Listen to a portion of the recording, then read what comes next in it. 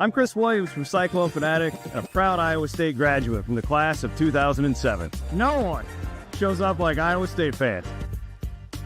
And Cyclones support Cyclones on and off the field.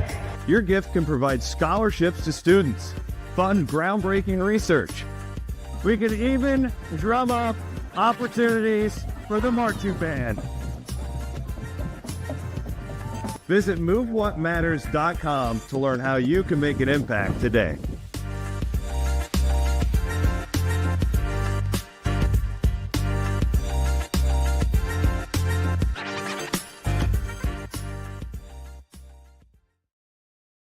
Hey everyone, welcome back to the Cyclone Fanatic pregame show. I'm your host, Leah Nelson. Chris Williams will be joining me in the studio to talk about your number 2 Iowa State Cyclones taking on West Virginia today at 4. But before we get started, as always, we got to thank our sponsors. Starting off with Channel Seed. They are the title sponsor for both men's and women's shows this year. And I'm one lucky girl to be able to talk about them multiple times a week. So shout out to our friends over at Channel Seed and our friends over at Keen Project Solutions. They are celebrating 10 years of innovation, serving ag, industrial, and commercial customers with pride. So be part of a team that values your dedication and turns your expertise into impactful solutions. Make sure you visit thinkdifferentthinkkeen.com to apply. And then we've got our buddies over at Raymond James, thanks to Raymond James Financial Advisors, Clay and Chase Natuzal, a family of lifelong Cyclone fans assisting clients with all their financial needs for over 32 years. With offices in Carroll, Ames, and Ankeny, connect with Clay and Chase Natuzal at raymondjames.com/Natuzal. All right, Chris, we got lots to talk about. You know, Iowa State taking on West Virginia after what a great win against Kansas. So it was a wild one. It was a wild one. It was a blast. It was very nerve-wracking, but I loved it. It seemed like a great atmosphere at Hilton. So hopefully it's a great atmosphere in Morgantown this afternoon. What really, truly one of the toughest places to play. This game's a lot like last week. I feel like we're gonna have a very similar conversation to a team that's probably, better than where they're ranked. Is neither one of them were ranked, but I think both of these teams have an argument to be a top 25 team. Let me run this down to you. So West Virginia, and again, tough place to play. I've called a bunch of games there, and it's weird. You go into West Virginia, and it's like it's kind of like a different country. You've played there, right? Like me? Yeah. No, West Virginia doesn't have a softball team. Remember? Do you remember the whole thing that went down on Twitter? Yeah, it like launched the Leah Nelson brand. I forgot about. Yeah, literally, that was my starting. Yeah, my start. I'm sorry. I'll never make that mistake again. Point being, it is a weird place. It's an awesome place, but it's a similar vibe to Hilton when you get in there, except the people don't care as much. I can't explain it, but it's hard to win there. I'll put it that way. It's not like what they had at Tech, where it's just like all these crazy asses and like it's just weird. So I don't know what that atmosphere will be like today, but I do know that this team, if you just look at them on paper, they're better than what people think, and they've been doing it largely without one of their best players. So they have 2 losses in the Big 12, and one of them was to Arizona, which was last weekend, which surprised everybody because it was in Morgantown. It surprised me as the margin of victory, but I also think, Arizona's pretty good. I know they lost on the road today at Texas Tech, but not an overall shocking that West Virginia could drop that game. And then they lost to Houston on the road.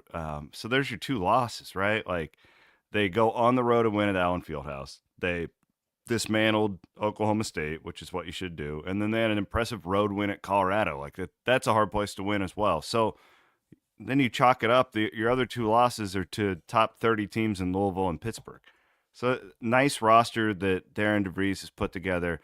I don't think there's a question that this is the most surprising team in the Big 12 thus far. I didn't think that they would be at this point in the season where they're talking about being like a legitimate upper half team in this league. So this is, in my opinion, Iowa State's like a 7-point favorite right now. That's too many points. I'm not saying I don't think Iowa State will lose. I think that You're looking at Iowa State right now. TJ Otzelberger's on game day this morning. Everybody in the country watched that win against Kansas. And everybody's so high on the Clones, and that's great, deservingly so. But you still have this team is still going to be you're going to feel Momcilovic being out today more than you did against Kansas. This is a spot where it feels to me exactly like last weekend did, but now you have the Momcilovic wrinkle. What does that mean? This is a 50-50 game that Iowa State's a 7-point favorite in my opinion. I do think the good guys will win. I think Iowa State's better than West Virginia, but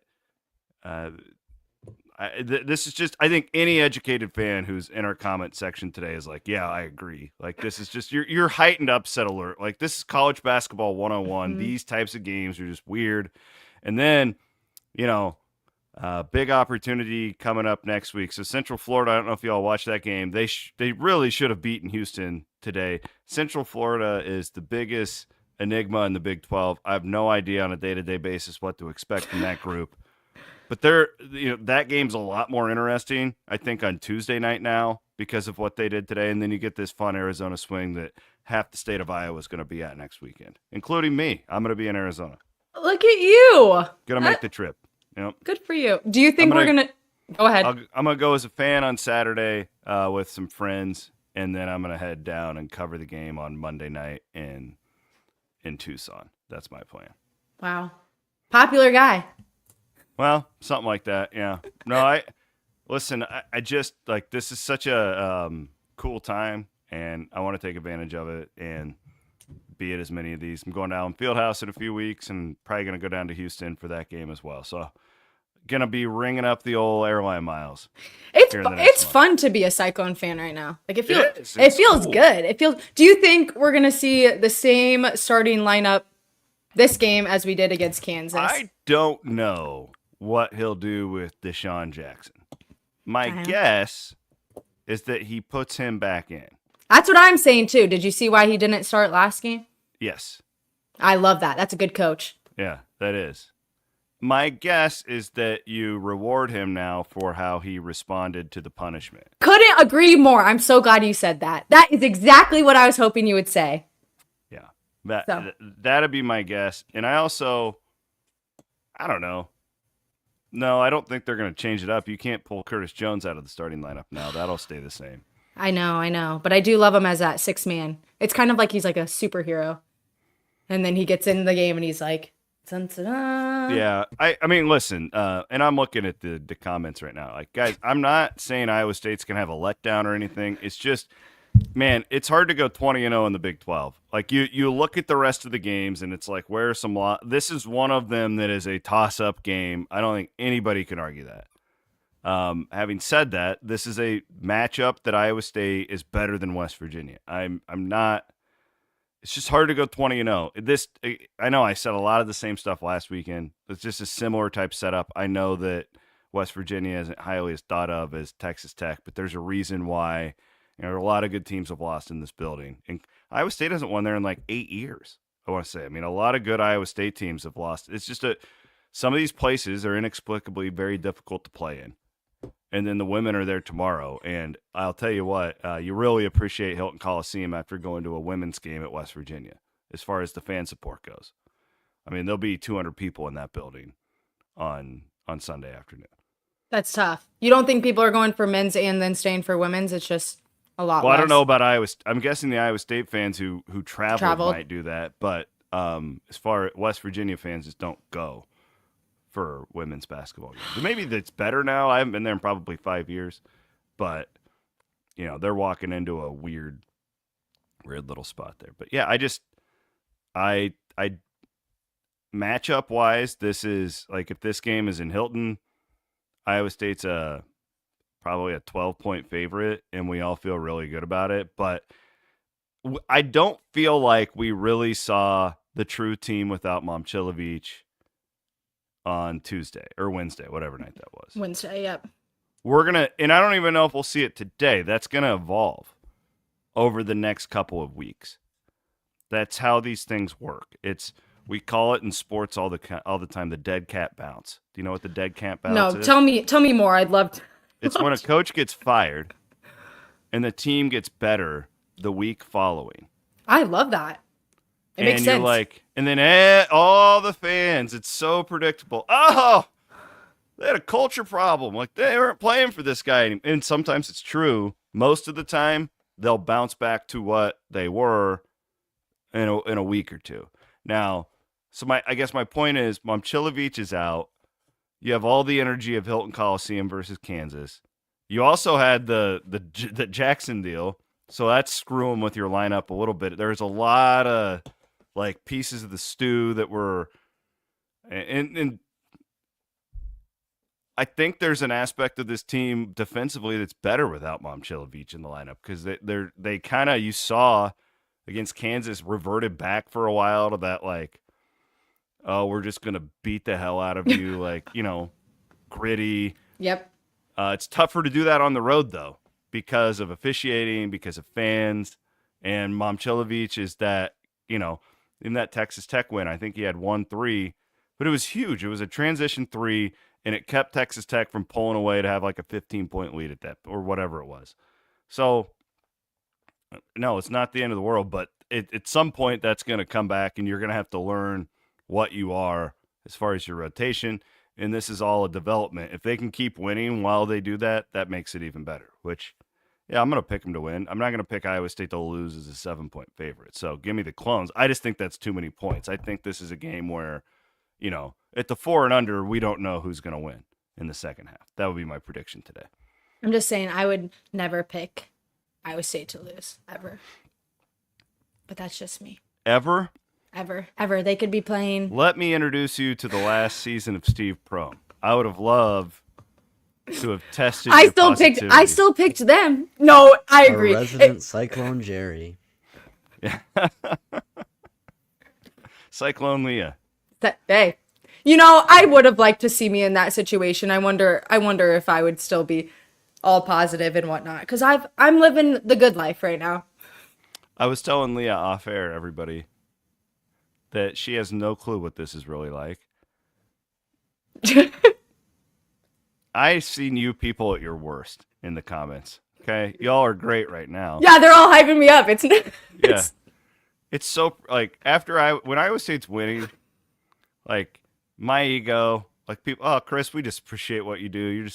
You bring us so much great coverage. Thank you so much. When they lose, ask the fucking tough questions, you idiot. No, I saw a little bit of that in football. What was the first game that they lost? Oh, jeez. Yeah, it's all like, then it's the media's fault because they don't ask the right questions in the press conference. Yeah. Everyone blamed me because it was I hadn't been on a show for like 2 weeks, and then I came back and they lost, and everyone's like, "Yeah, F you, Leah, you're the first. Oh, yeah. This is all your fault." I'm like, "What did I do?" So it's all quite predictable, but it's why we love you, crazy people. No, they're fun. They're great. It's the ones that are just like bipolar in the it's so funny because in like you guys, like, I promise when you're swearing at me it doesn't hurt. I'm laughing at you, I promise. Like, don't swear at me, please. Yeah, Leah doesn't sleep for 3 days. No, like I will literally think about it I'm working on it. Chris sent me some books to read. Yeah, I literally bought Leah a series of books called The Subtle Art of Not Giving a Fuck for Christmas. I can't wait to dive into those. I need every human should read those. Not even if you're not in this. Like everyone should be. That should be required reading for everyone. I agree. Because so again, that if Iowa State would lose today, it's not the end of the world. I don't think they will though, because I think that I would be remiss as well if I didn't mention the relationship between TJ Otzberger and Darren DeVries, both Greg McDermott guys. These guys have known each other for 20-some years. So this is, I guarantee it. This is a game. It's like brothers coaching against each other, and they want to win. Right. This is a highly competitive. Not that they have a bad relationship. They don't. They're both McDermott guys, whatever. But they're both kind of like McDermott's kids, and they absolutely want. And speaking of that, Mac, great win today, brother. Matt goes on the road and wins at UConn. That was freaking awesome. He's done a hell of a job there. As far as their injuries go, but yeah, that is another.